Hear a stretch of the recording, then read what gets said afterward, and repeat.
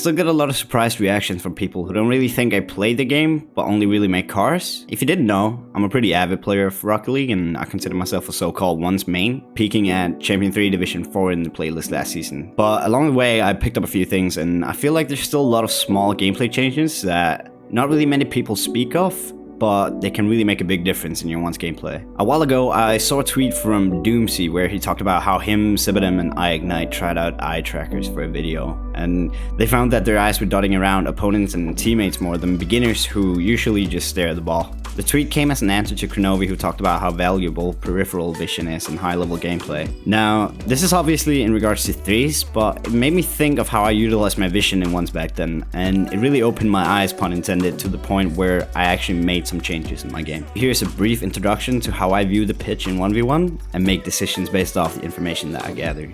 If you don't know what peripheral vision is, it's basically everything that your eyes observe outside of your direct line of focus. So after having played for a year and a half and seeing this tweet, I realized that I was not paying nearly enough attention to what was happening outside of the ball, my car, and what I intended to do in a given situation.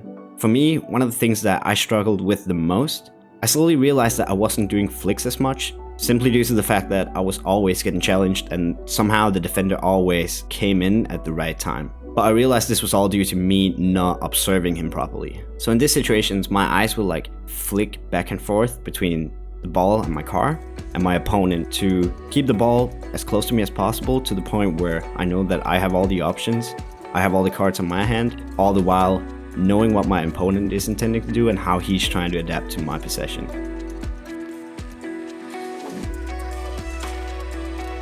Here's another situation where my opponent tries to pull off some sort of weird air dribble and I force a bad touch out of him and I get possession.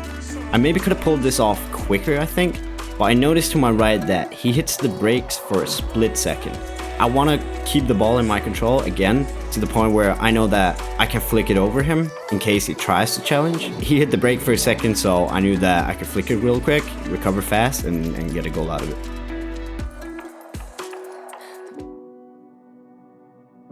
In this situation, I'm up 5-0. For anyone who plays, I think, above mid-diamond maybe, if you're down that much, you always try to like charge because you know you don't have much time left. So I kind of anticipated him to challenge here. And so when I drove up the field, all I was trying to do is keep my eye on him, and only him, and just keeping the ball within my reach to the point where I could flick it over him in case he tried to challenge. It's not only for flicks though. Here's a situation where I noticed that the defender is coming in way too much infield, and so if I shoot it on the left side of the net, he will have no chance to challenge it.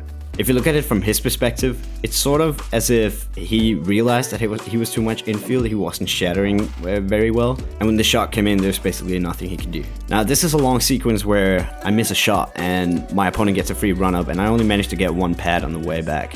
I managed to make a save and recover and get the possession, and I noticed him on my left, so I try to cut it real fast, but he makes a good challenge. During all of this, I'm only keeping my eyes on him. I avoid the demo by jumping over him, force one low 50-50, seeing him charging in a second time, and force another low 50-50, and from that I can get a free goal. Again, this is a game where I was leading by a lot, so I anticipated him to challenge. But I was always keeping my eye on him, what he was doing, how he was trying to adapt to the situation, and not necessarily as much to what I was doing with my car and the ball.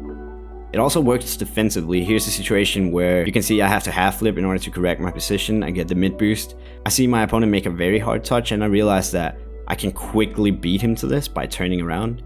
And this is all due to the fact that I can see him coming down from the wall. If he'd been underground with the ball in front of him, maybe he could have beat me to it.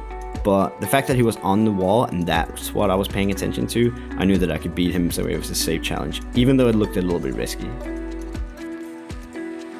Here's one directly off of a kickoff, where I managed to get a pad and have 29 boost, and I actually managed to make a save by only spending 8 boost. This is only due to the fact that if you pay close attention, you can see that the way he air rolls in his approach to the ball and his shot, you can see that he's going for the top left corner. This is just a situation where I'm anticipating exactly what he's going to do, so I don't have to rely on reaction time and maybe even getting scared. So using your vision to observe other things than just the ball, its trajectory, and what mechanic you're trying to pull off, you can observe a lot of stuff that will help your overall game sense. It will help you anticipate, and by processing more information around you than just the ball and its movement, you'll develop the ability to anticipate and not solely rely on reaction time, which is a massive advantage to have in 1v1. And I believe that there are a lot of small things that you could be paying attention to, and I believe we'll get to a point where, as Squishy has shown, his eyes will go up to the scoreboard in the exact moment that he picks up 100 boost, because he knows that it will spawn 10 seconds after, so he knows exactly when it will be back. That sort of awareness is something extreme at this point, but I believe it'll become normal one day. Sometimes when I stream, you'll hear me talking out loud, like trying to count how many boost pads my opponent is picking up. All of that stuff is sort of things that I'm working through and trying to improve on, so my game sense will be at the absolute best it can be. I know it's a broad topic and I may have explained it a little bit in like vague terms, but there are way more examples to explore, so if you have any specific questions, hit me up and I'll make a more in-depth video in the future maybe. But in conclusion, taking advantage of your peripheral vision can drastically improve your game sense and awareness, and a lot of this will naturally develop over time by just like putting hours into the game. But I feel like the earlier in your Rocket League career that you make an active decision to actually recognize how you use your vision, the sooner you can make these like positive changes and actually implement them into your subconsciousness. And you can just like turn your brain off and you will automatically do it. Because soon thereafter you'll find yourself reading your opponent's intent way better and you'll be faster at making the right decisions. I'm not saying this is necessarily the right way, but nevertheless it's the way that worked for me. And when I made these changes, I improved a ton. Alright, thanks so much for watching till the end. I hope you have a really lovely day, and yeah, peace.